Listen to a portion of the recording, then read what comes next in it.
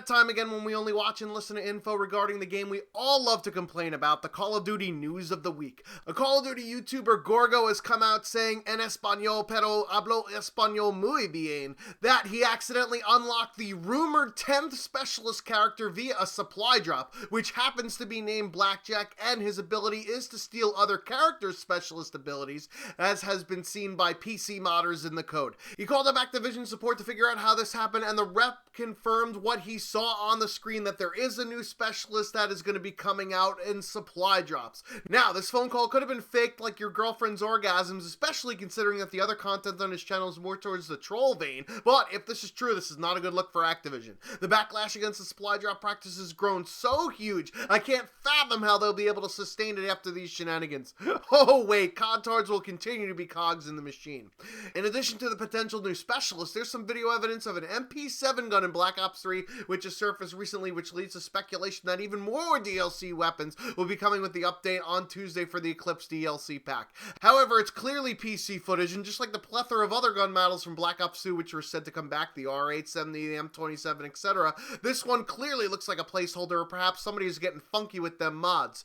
Speaking of mods, Treyarch announced back in November of 2014 that mod support for the PC was targeted for March of 2016, which has subsequently come and passed. However, unlike Will Smith, signs of life were seen via the PC dev Twitter, indicating closed alpha testing is underway and it's not an April Fool's joke, hopefully making up for my April Fool's joke. Speaking of PC, there is a huge Steam sale going on this weekend in which you can get Call of Duty games for almost what they're actually worth. The original Call of Duty and Call of Duty 2, along with Call of Duty 4, World at War, and Modern Warfare 2 are all going for $10. Black Ops, Modern Warfare 3, Black Ops 2, and Ghosts are now $20, Advanced Warfare is $30, and Black Ops 3 is $36.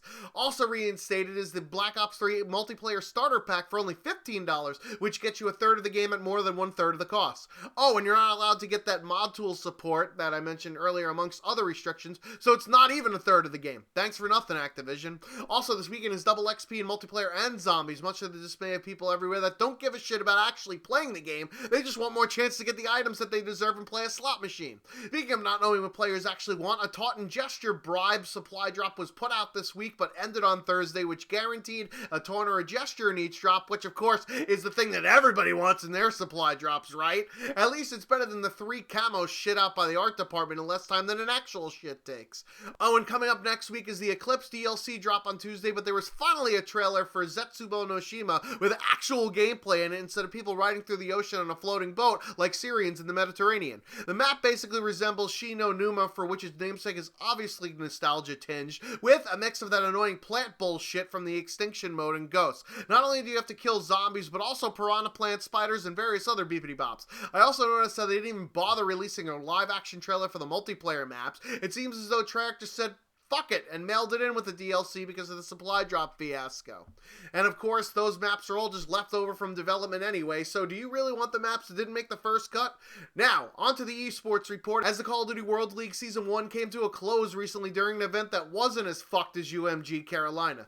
The single elimination best of 7 format still has most pros more salty than McDonald's shitty french fries, but we did get a full 7-game, 11-round match out of the finals with Optic defeating Rise in the S&D. Apparently, this match was one of the most viewed Call of Duty events to date, broadcasted on Twitch, MLG, YouTube, and even through the live event viewer on the PS4, which was finally added in the most recent patch. However, since no numbers were actually cited, and given that I know that MLG doesn't display them on their website, this to be taken, as we get everything from Activision, as bullshit. I'm still willing to wager money that based on the other events I've watched on Twitch, that it didn't even snip the viewership levels that CSGO did for MLG Columbus recently. Oh, and there's absolutely no bias from the devs as who they want to win. Season 2 of the Call of Duty World League begins on April 19th with all the usual suspects. Unfortunately for the pros, which can't adjust to anything, so that's why they ban all of the shit, the best of 7 format is going to stick, as it's easier for the tournament organizers because that's what the focus of the event should be on, right? However, game modes will change from 2 hardpoints and 3 S&Ds to have 2 hardpoints, 2 S&Ds, and 2 uplinks, which is great because that actually is the best respawn game mode in Black Ops 3. Speaking of timely changes, there will most likely be a patch patch out next week with the DLC on Tuesday, and Vaughn has already indicated that the Vesper and Razorback are too shit and need a buff, which nobody saw coming, given that Treyarch is always taking their sliders up and down, and up and down, and up and down, and nerf and buff, and nerf and buff. And of course they're going to use the black box of KD ratio, which is a terrible metric, but definitely more useful in this idiot's suggestion to bow down to the can that rattles the most. If that was the case, there wouldn't be any shotgun snipers or pistols in the fucking game. Anyways, that's going to do it for this episode. Be on the lookout for that patch parody next week. I've been the Schwantz27, out like Randy Whitman and George Carl. Until next time.